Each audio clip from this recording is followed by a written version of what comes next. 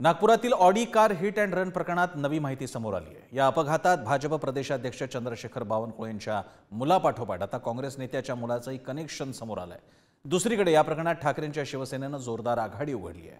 सुषमा अंधारेंनी नागपूर गाठत तपासावरून पोलिसांवर प्रश्नांची सरबत्ती केली आहे। बघूयात या संदर्भातला खास रिपोर्ट। नागपुरातील ऑडी हिट अँड रन प्रकरणाला आता नवं वळण मिळाले। या अपघातात भाजप पाठोपाठ आता काँग्रेसचं कनेक्शन उघड झालंय। अपघातावेळी गाडी चालवणारा अर्जुन हावरेचे वडील हे काँग्रेसचे पदाधिकारी असल्याचं समोर आलंय। म्हणजे या अपघातातील तरुणांची मैत्री ही सर्वपक्षीय असल्याचंही दिसतंय। संकेत बावनकुळे भाजप प्रदेशाध्यक्ष चंद्रशेखर बावनकुळेंचा मुलगा, अर्जुन हावरे काँग्रेस पदाधिकारी जितेंद्र हावरेंचा मुलगा। जे विकास ठाकरे म्हणतायत की माझ्या मतदारसंघातली घटना आहे, जर तुमच्या मतदारसंघातली घटना होती तर तुम्हाला सकाळीच व्यक्त व्हायला काय झालं होतं, त्याच्यासाठी तुम्हाला तब्बल 24 तास उलटून गेल्यानंतर 36 तास उलटल्यानंतर तुम्हाला का व्यक्त व्हावंसं वाटलं। त्याच्यापैकी जो एक आहे, मला वाटतं अर्जुन हावरे या नावाची जी व्यक्ती आहे, या व्यक्तीच्या वडिलांचा आणि एकूण ठाकरे बोलतायत त्या स्टेटमेंटमध्ये काय नेमका अर्थार्थी संबंध आहे, अशा अनेक गोष्टी आहेत। ती तथ्य आज मी समजून घ्यायचा प्रयत्न करेन। माझी भूमिका, जर आरोपीला पोलीस वाचवतील तर बाहेरून येणाऱ्यापेक्षा हा विकास ठाकरे नागपुरात एकटा भारी आहे आणि त्यांच्यावर कारवाई करून दाखवेल एवढी क्षमता माझ्यामध्ये आहे आणि ती मी अनेकदा दाखवली आहे लोकांच्या अडीअडचणीत। आणि जर सरकारने, भाजपाच्या नेत्यांनी कोणावर अत्याचार करत असतील तर मी कधीच मागूया आलो नाही। सगळ्यात पहिला नंबर विकास ठाकरेचा राहिला आहे, नागपूर शहरातील जनतेला माहीत आहे आणि म्हणून मला असं वाटते की मला कोणाच्या सर्टिफिकेटची गरज नाही, मला कोणाविषयी बोलण्याची गरज नाही। नागपुरातील हिट अँड रन प्रकरणात ठाकरेंच्या शिवसेनेनं आक्रमक भूमिका घेतली। सुषमा अंधारेंनी थेट नागपूर गाठत पोलिसांना धारेवर धरलं, तर संकेत बावनकुळेंचं नाव हे FIR मध्ये का नाही, संकेत बावनकुळेंची मेडिकल टेस्ट का केली नाही, यासह अनेक प्रश्नांची सरबत्ती केली। ज्यावेळी आपण आरोपीला ताब्यात घेतलं म्हणजे आरोपी काही हवेत पडला बरोबर, मग गाडीचा नंबर FIR मध्ये का फिर्याद दिला तो गाडीचा नंबर काय आहे त्याला माहित नव्हतं, फिर्यादीला माहित नव्हतं किंवा आपल्याला माहिती होतं नाही, त्यामुळे आम्ही देऊ शकत नाही। प्राथमिक तर गुन्हा नोंद करतो आणि त्याच्यानंतर तपासाला सुरुवात करतो।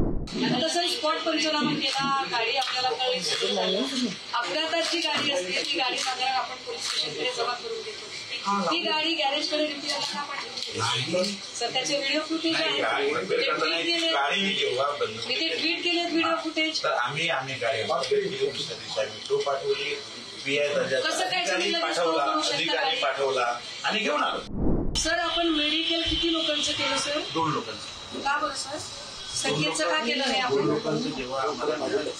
संकेतचं का केलं नाही सर? उशिरा आमच्याकडे त्यामुळे 12 तासानंतर ते मेडिकल केलं तर त्याचा उपयोग होत नाही। 2 लोक सापडले, मग संकेत पळून गेला कसं?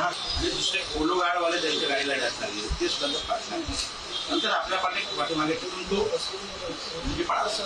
गाडी 2 लोक चालवत होते तसं बरोबर आहे, गाडी एकच माणूस चालवत असेल, मग एक माणूस गाडी चालवत असेल आणि एका माणसाचं जर आपण मेडिकल करायचं होतं तर आपण तिकडे 2 केलं, बरोबर संकेतच कसं काय सुटलं सर?